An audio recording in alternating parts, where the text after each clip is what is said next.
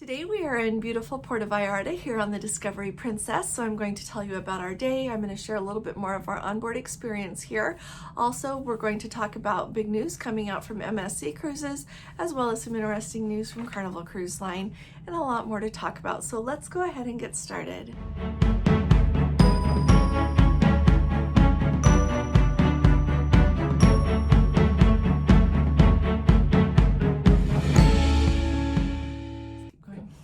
Hi there, this is Allison with Let's Go Travel Tips. Today is Wednesday, it is April 10th of 2024, and like I said, we are here on the Discovery Princess. So I'm going to start off by telling you the news, and then we are going to move to the onboard experience. So let's start at the top with Carnival Cruise Line. If you're not aware of this, Carnival Cruise Line's company headquarters are in Miami, Florida, and ever since 1983, they have been in one location. Well, that location has just gone up on the market, and Carnival Cruise Line is looking to downsize because so many of their employees work from home since the pandemic. And it sounds like they're following the trend that a lot of places are following, with more people working from home and not needing quite as much office space. So I just thought I would let you go on, know what's going on with Carnival. The really big news today is coming out about MSC. So MSC Cruises is now going to limit the amount of laundry that their crew members can do.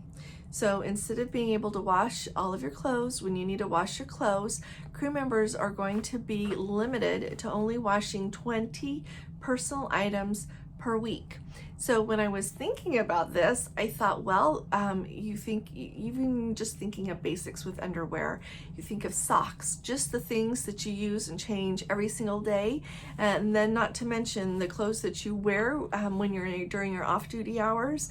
And I am really worried about those crew members. I feel bad for them, and that's not even taking into account people that have allergies to different things, people who, there's all the, everybody has all of the things. Sometimes you're in a warmer climate, you sweat more. Some people want to wash their clothing more often anyway because they need to. And so I just wanted to let you know what's going on with MSC. It seems like we keep getting, I'm not saying MSC is going bad to worse. I'm not saying that at all, but I am saying that I'm worried. I feel bad for the crew members with this new limitation. I hope that MSC hears back from enough people that they're not pleased with that they go back to letting their crew members wash their clothes as they need to wash their clothing. And let me know if you hear anything about it. And if we've got any MSC crew members or their families here listening, put it in the comments. We would love to talk with you about it. Would like to hear your point of view. And really, everybody let me know what you think. This makes me, I was just to the point, I thought, okay, I've got to try MSC. And then I hear this and I think, oh, I still need to try MSC, but I'm just not very crazy about this. So yeah, let me know what you think in the comments. If you haven't subscribed to my channel yet, will you please go ahead and subscribe? We need you here with us. I want us as a group to have more influence, and I need you with me for that. Also, if you appreciate my videos, would you please give this video a thumbs up? It actually really helps us out, and I really appreciate all of you. So thank you very much. I've also got some news for you here on Holland America. So the Westerdam is just finishing up a cruise that departed on March 30th, and it was a 14-day circumnavigation of Japan cruise. And we have a Let's Go family member who is on board and is so kind to let us know how everything is going. So first of all, when as he was first arriving there in Japan, he was receiving offers and received several offers from Holland America. If you will please accept a move over offer, then you can go on a different cruise, you can go on a longer cruise. They were really trying to get people to take those offers because that cruise was oversold. Now, some of the people that he was meeting there, some of the friends coming from all over, only had a guaranteed, and I shouldn't say only, but they had a guaranteed cabin rather than an assigned cabin. And so everyone was really nervous as to whether everyone was going to be able to get on the ship. It ended up that everyone who had a guaranteed cabin was able to get on. They do know that 52 passengers took a move over offer just to give you a window to the world to how oversold that was. And they have had an amazing cruise.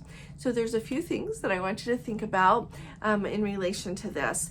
Number one, as a general rule, it is really, I'm going to say rare. It is very rare that if you have a guaranteed cabin, you don't get on board a ship. However, sometimes when you go to book a cruise, booking a guaranteed cabin is a little less expensive. Sometimes when you go to book a cruise, guaranteed cabins are all that's available, and so you take it. And then as it draws closer to the cruise, and it can really depend on how close you are to the cruise when you're going to find out what your cabin number is, okay? And so if you have the option as you're booking a cruise to actually select a cabin, I would do that, because then you have your cabin. You're not worried anymore about just being in a guaranteed cabin. But if you are booking on a cruise and guaranteed cabins are all that are left, I would say definitely take it, because clearly the cruise lines go to a lot of work to have people accept their move over offers. They make them very appealing so that people that have some flexibility in their schedule will want to take them. And so two things. First of all, if you get a move over offer, take a good look at it, because a lot of times you're going to get your money back for the cruise that you're on, and you're going to get another free cruise. Sometimes they even add more perks, especially if they really badly need you to take it. The other thing to keep in mind is you're probably helping somebody out that maybe doesn't have the flexibility in their schedule. Sometimes people plan their vacation time with work, and it's a really big deal to try to get vacation time again, so they just really can't even accept the move over offer even if they wanted to. So just kind of keep all of these things in your mind as you're planning your cruises, as you're booking your cabins, and just go from there, okay?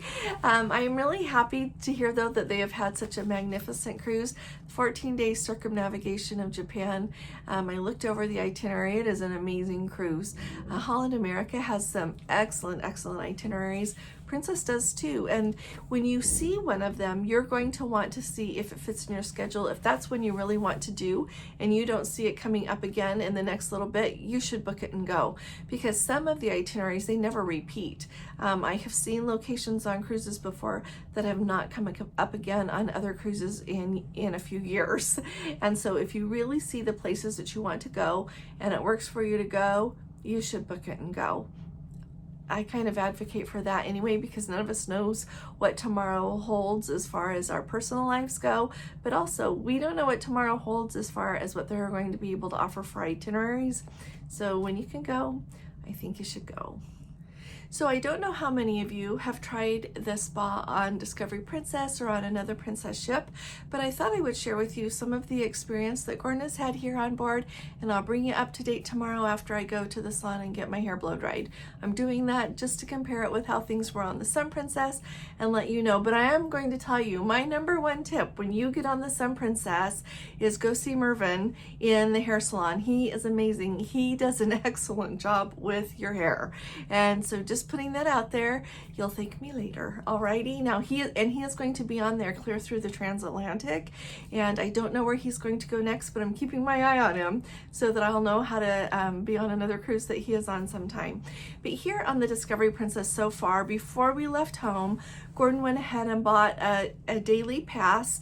So for the whole time, the whole 10 days, to go in the thermal suite, which is called the Enclave here on the Discovery Princess, and the whole thing, I believe it was $196 or $197. So basically it's less than $10, it's less than $20 a day to be able to go enjoy the Enclave, that whole thermal suite, as much as you want. You can go as many times a day as you would like to go, and you can stay for as long as you want to every time you go.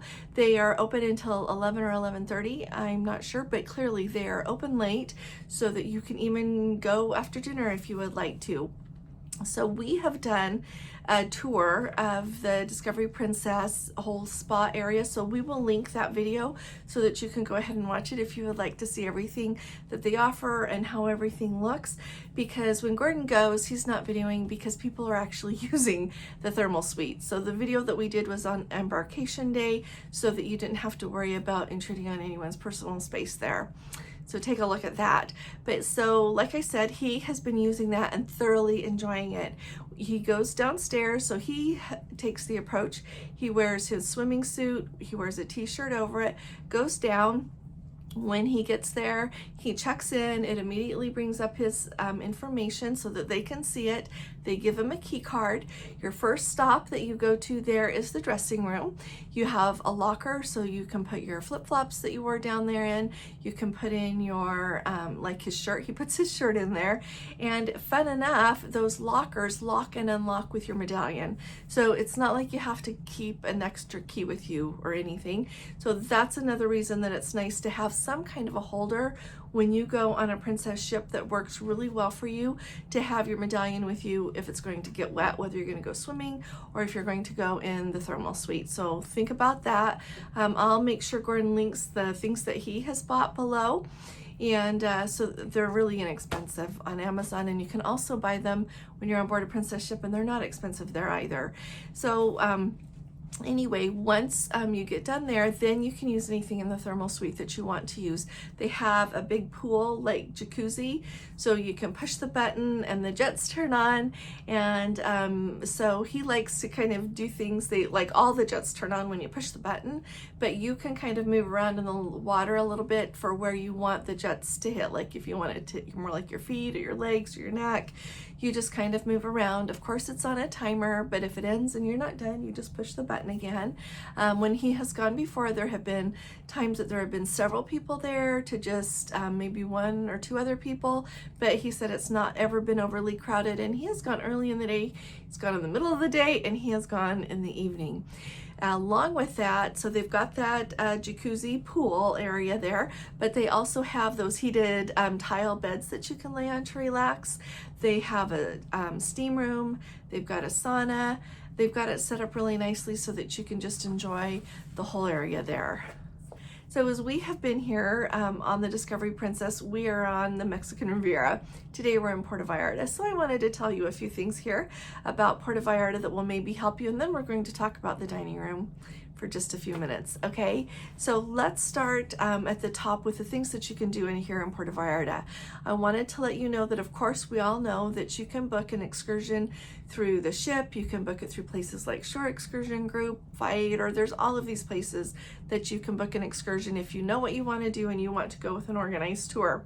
Also, as we were getting off the ship today, there are a lot of people providing tours, that everything from a set tour that you can sign up for, clear to, you know, hire a taxi for a day, tell them where you want to go, and they will take you. So there are so many options about that. So if you don't get around to signing up for something that you want to do before you go on your cruise, or you just want to pick up something at the port, Puerto Vallarta is a really easy place to do that. I forgot to tell you about that in Mazatlan, but Mazatlan and Cabo are both the same. Those are both ports that it is really easy, and Manzanillo as well. There are a lot of people waiting there to take you on a tour. So no worries about that. So what we ended up doing is there's a little flea market area, they call it, which is really just a whole bunch of vendors there with their stalls selling a lot of like clothing and just the things that you usually see. So that is set up. They also have a Walmart store that is just down the street and across the road a little bit. So we walked over there. Our sweet daughter-in-law was wanting a particular kind of vanilla and from Mexico, so we went, and I knew that they had that, so we went and got it and walked back. There's a restaurant that's in the port area there, kind of next to that flea market, so we had a nice lunch there. I got the tacos. Gordon got shrimp that was sauteed in garlic and butter with rice, and it came with a salad. The nachos with guacamole were heavenly. So I would recommend that place if you are here in Puerto Vallarta, as well as going somewhere else. I just had a lot that I had to get accomplished today, so we didn't go far afield. But when we have been here before, we have done the hop-on, hop-off bus, and I've told you about that. We have a video about it.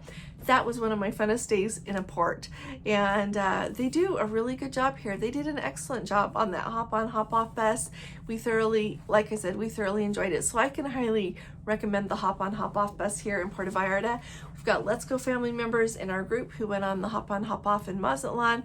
thoroughly enjoyed that. She said it was a great way to go see everything that they wanted to see. So that was really nice. Just makes me happy. It was just a lot of fun. They played a lot of music. When people wanted to stop at a convenience store because we all wanted a drink, they pulled over. Anybody on the bus that wanted off could go get their drink. It's like, you know, a place like a 7-Eleven, that kind of thing. It was just an awful lot of fun. So I can highly recommend that. We've got Let's Go family members who have been doing excursions along the way. We've got some in Puerto Vallarta today, so I'll let you know what they say about their excursion, and we'll get back to you on that. A really quick note, when you are in Puerto Vallarta, you are really in a central area. If you want to walk either direction, you can do that. I did that by myself when I was here last time, since Gordon wasn't able to come, and I felt perfectly safe just walking along and looking in little shops and places. So it's really easy to go see things here in Puerto Vallarta. I want to add a quick note about how things are going here in the main dining room on the Discovery Princess. Last night we've eaten every evening in the main dining room, dinner with our group, 5 p.m. And then on the evening that we ate the dinner at 360, we went there in addition to the main dining room, as well as the evening that we ate in Rudy's. We went and met with our group in the main dining room, and then we went and ate at Rudy's. So we were able to see what they were serving in both places. And I want to say that overall, I think Princess is really upping their game with food. Every once in a while I am fussy, and it comes back to that subjective thing, but I really do think that overall they are really upping their game. Last night, as we were in the main dining room, as we were finishing our dinner in our group, we had 4 tables, and there came a whole team from the kitchen with and they came over and they happened to come and talk to one of the tables in our group, and they were the sous chef was introducing different people and saying, oh, you know, they made the appetizer, they're in charge of the salad, they're in charge of, you know, this and this, and they were asking the people at the table, like, what did you think of your food? Did you enjoy it? Was there something we could do better? They briefly stopped by our table just really quick, asked if everyone enjoyed their dinner, and then I saw them stopping at least another table before I wasn't paying attention to where they were anymore. And so I really think that they're going out of their way to make food in the main dining room better and to try to meet passengers' expectations. Does that mean that I think everything is perfect all the time? No, but I can't really think of when it is perfect all of the time. So I just wanted to give you a perspective to what I'm seeing while I'm on board the Discovery Princess.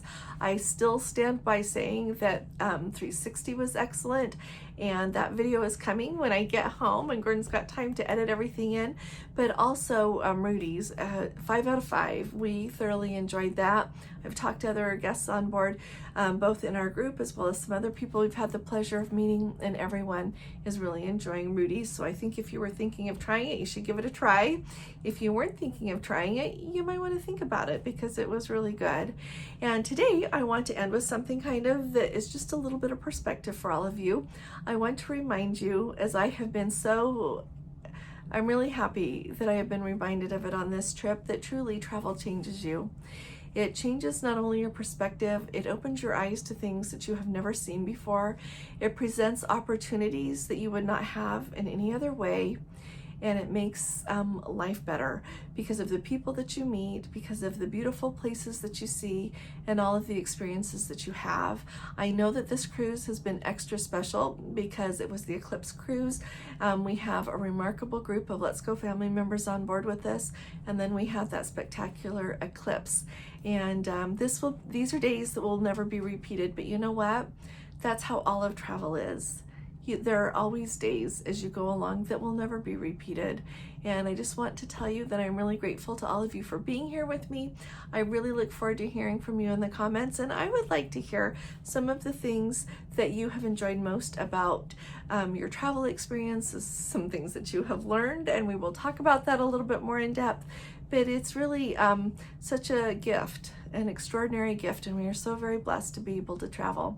Just wanted to have you think about that with me, and like I said, I look forward to hearing what you have to say. I will see you all here again tomorrow, and I'll be talking to you again really soon. You all take really good care. God bless you. Love you. Bye-bye.